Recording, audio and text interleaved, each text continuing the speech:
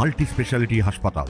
মেঘবেলা লাইভে আপনার পছন্দের টিভি চ্যানেলস সম্পূর্ণ বিনামূল্যে, শুধুমাত্র মেঘবেলা ব্রডব্যান্ডের কানেকশনের সঙ্গে। মেঘবেলা ব্রডব্যান্ড, বাংলার ঘরে ঘরে। পুলিশের ভূমিকা এবং সংযোগ অ্যাপ সংক্রান্ত একাধিক অভিযোগকে কেন্দ্র করে বেসরকারি বাস ধর্মঘটের ডাক দেওয়া হয়েছিল। তবে বুধবার লালবাজারে কলকাতা পুলিশের শীর্ষ কর্তাদের সঙ্গে জরুরি বৈঠকে বসেন সংগঠনের প্রতিনিধিরা। বৈঠকে রাস্তায় পুলিশের বিরুদ্ধে একাধিক অভিযোগ ও সংযোগ অ্যাপ ঘিরে বেসরকারি বাস পরিষেবায় তৈরি হওয়া সমস্যাগুলি তুলে ধরা হয়। দীর্ঘ আলোচনা শেষে বাস সংগঠনগুলি সিদ্ধান্ত নেয় আপাতত 1 সেপ্টেম্বর পর্যন্ত ধর্মঘট স্থগিত রাখা হবে। মাননীয় পুলিশ কমিশনার নগরপালের সঙ্গে এবং মাননীয় পরিবহন সচিবের সঙ্গে আমরা যে আলোচনা দীর্ঘক্ষণ আলোচনা করলাম, এই প্রথম যে কলকাতা নগরপাল 2 ঘন্টা ধরে এই আলোচনার মধ্যে ছিলেন।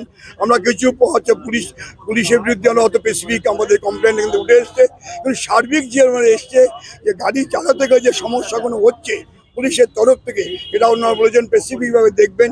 এবং আমরা যে ডিমান্ডগুলো করেছি এগুলো হচ্ছে বলছি আমরা সেগুলো দেখছি আমাকে। এবং কিছু ফাইনের ক্ষেত্রেও যে এককালীন যে রিলিফ, সেই রিলিফটা এই মুহূর্তে যে আগে কলকাতায় ছিল, এটা সারা পশ্চিমবাংলায় এককালীন 25% যাতে রিলিফ হয় এটা ওনারা ব্যবস্থা করছেন। আপনাদের মূল 3টে দাবি ছিল, তার মধ্যে একটা ছিল সংযোগ পোর্টাল, একটা ছিল অহেতুক পুলিশ কেস, আর একটা অবশ্যই ছিল টোল। জাতীয় সড়কে আপনাদের বাসের উপর থেকে যথেষ্ট টোল আদায়, এই 3টে বিষয় নিয়ে কি কথা হয়েছে? একদম 3টে বিষয় নিয়ে স্পেসিফিক কথা হয়েছে। সেখানে সচিব নিজে বলেছেন যে এনএইচ এর সঙ্গে আবার ওনার অ্যাজ আর্লি অ্যাজ পসিবল বসে, যাতে রাজ্যের যে গাড়িগুলো বিভিন্ন জেলা থেকে কলকাতা আসে তারা যেন অহেতুক হ্যারাসমেন্ট না হয়, অহেতুক সে টাকা না আদায় করে, এটা ওনারা দেখবেন। এবং এই পরিপ্রেক্ষিতে আগামী সেপ্টেম্বর পর্যন্ত আমরা আমাদের প্রস্তাবিত বন্ধটাকে আমরা ডিপার্ট করলাম। আপাতত ধর্মঘট হচ্ছে না। বলছি একটা জিনিস বললেন, এটা তো কলকাতা পুলিশ কমিশনার বললেন, জেলার ক্ষেত্রে কি? জেলার ক্ষেত্রে একই হবে, জেলা একই যা নোটিফিকেশন হবে, যে বলে আমরা বলেছি কলকাতা সহ সমস্ত জেলায় একই নোটিফিকেশনে হবে, একই নোটিফিকেশনে কলকাতা সহ জেলায় একই নোটিফিকেশন হবে। যা কলকাতা ইমপ্লিমেন্ট তা জেলাতে হবে। এই প্রথম এটা আমরা পেলাম আমাদের কাছ থেকে। আপনারা সন্তুষ্ট? হ্যাঁ, মোটামুটি আমরা আশ্বস্ত হয়েছি এখন।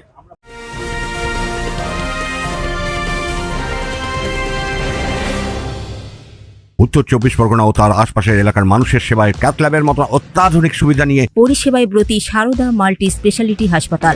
একই ছাদের তলায় মানুষ সাধারণ চিকিৎসা থেকে শুরু করে 24 ঘন্টা ক্যাথল্যাব, এমআরআই, সিটি স্ক্যান, এনআইসিইউর মতো সুবিধা এবার থেকে পেয়ে যাবেন সারদা মাল্টি স্পেশালিটি হাসপাতালে। প্রয়োজনে যোগাযোগ করুন 033-2592-0730, 2593-0730, 2593-3562 ও 9331275635 নম্বরে। আমাদের ঠিকানা Royal Park, Kalyani expressway, Barrackpore, Kolkata 7,01,021। Sarada multi speciality হাসপাতাল, পরিষেবাই হোক আমাদের মূল লক্ষ্য।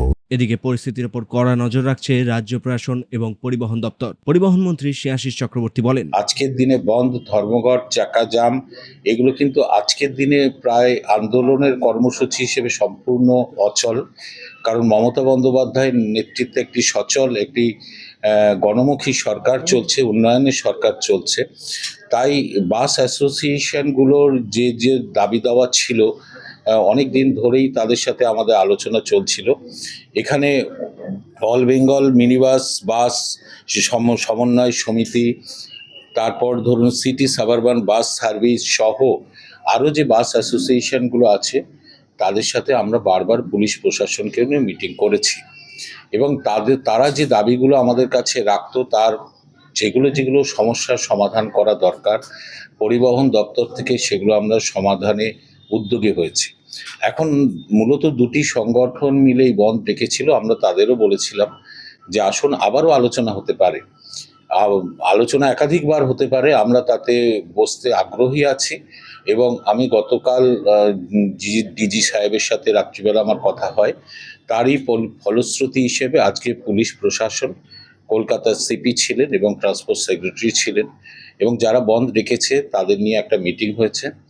মিটিং হওয়ার পর আমরা তাদের যে দাবিগুলো আছে আমরা তাদের বোঝাতে সক্ষম হয়েছি যে সরকার তাদের পক্ষে আছে। এই সরকার মমতা বন্দ্যোপাধ্যায়ের সরকার, সর্বস্তরের মানুষের জন্যই এই সরকার কাজ করে চলেছে। আমরা একদিকে যেমন যাত্রী সাধারণের কথা ভাবি, তারা যাতে পরিবহনের সার্ভিসটা পায়, তেমনি সঙ্গে সঙ্গে যারা বাস চালান, যারা বাস মালিক আছেন, যারা ড্রাইভার আছেন, তারাও যাতে সুষ্ঠুভাবে তাদের পরিষেবাটা দিতে পারে, তাদের সমস্যাগুলো নিয়েও কিন্তু আমরা বিবেচনা করি। সেই হিসেবে আমরা অনেকগুলো আলোচনার মাধ্যমে যেগুলো উঠে এসেছে আমরা তাদের বোঝাতে সক্ষম হয়েছি যে এই যে 15 বছরের ওপরে বাস স্ক্র্যাপ করে ফেলতে হবে, যেটা এনজিটির অর্ডার আছে, সে ব্যাপারেও আমরা আইনগতভাবে বাস অ্যাসোসিয়েশনের পক্ষেই আমরা কোর্টে আমাদের মতামত জানিয়েছি যে বাসের বয়স তার স্বাস্থ্যের উপরেই হওয়া উচিত। সেটা আইনগত লড়াই চলছে, সেখানে সরকার বাস অ্যাসোসিয়েশনের পক্ষে আছে। তারা বিভিন্ন টোল প্লাজা নিয়ে তারা দাবি তুলেছিল, টোল প্লাজায় একাধিক টোল দিতে হয় দিনে। এটা যেহেতু সেন্ট্রাল গভর্নমেন্ট অপারেট করে, আমরা তাদের নিয়েও মিটিং করেছি এবং আমরা আবারও তাদের নিয়ে বসবো যে এখান থেকে কোন সুরাহা পাওয়া যায় কিনা। তারা দাবি করেছিল যে পুলিশ প্রশাসনের মাধ্যমে প্রচুর কেস তাদের বাস মালিকদের বিপক্ষে যায় এবং তাতে তাদের অনেক ফাইন হয়, সেগুলো কমানো যায় কিনা। দেখুন, আমাদের কলকাতাতে ইলেকট্রনিক সার্ভেলেন্সের মাধ্যমে আমরা ট্রাফিক কন্ট্রোল করি এবং সেফ ড্রাইভ সেভ লাইফ যে রোড সেফটির যে ভাবনা মুখ্যমন্ত্রী দিয়েছিলেন, তার জন্য দুর্ঘটনা কমানোর জন্য আমরা ইলেকট্রনিক সার্ভিলেন্স ব্যবহার করছি।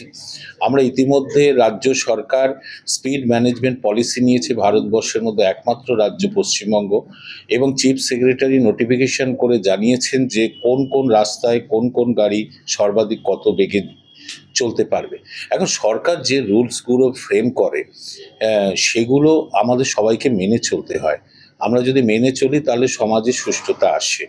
আমরা বাস মালিকদের বলেছি যে আপনারা এগুলো মেনে চলার চেষ্টা করুন এবং বাস নিয়ন্ত্রণের মধ্যে চালান যাতে দুর্ঘটনা কমে যায়। এবং যে কেসগুলো অতীতে আছে সেই কেসগুলো নিয়েও আমরা বিবেচনা করছি যে সেটা কিভাবে কতটা রিলিফ দেওয়া যায়, আমরা নিশ্চয়ই সে চেষ্টা করব।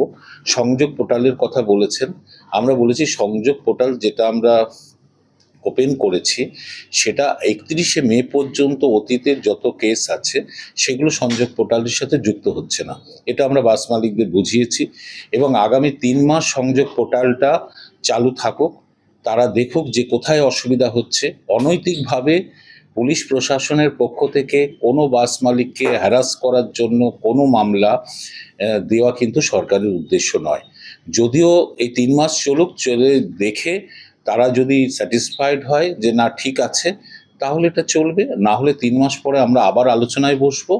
আলোচনায় বসে আমরা কিন্তু এটার সমাধান একটা করব। আমাদের উদ্দেশ্য হচ্ছে একটাই, যে বাস পরিবহন ব্যবস্থা সরকারি এবং বেসরকারি উদ্যোগে যত বাস চলে, যত অ্যাপ ক্যাব চলে, তারা যাতে সুষ্ঠুভাবে জনসাধারণকে এই পরিবহনের সার্ভিসটা দিতে পারে।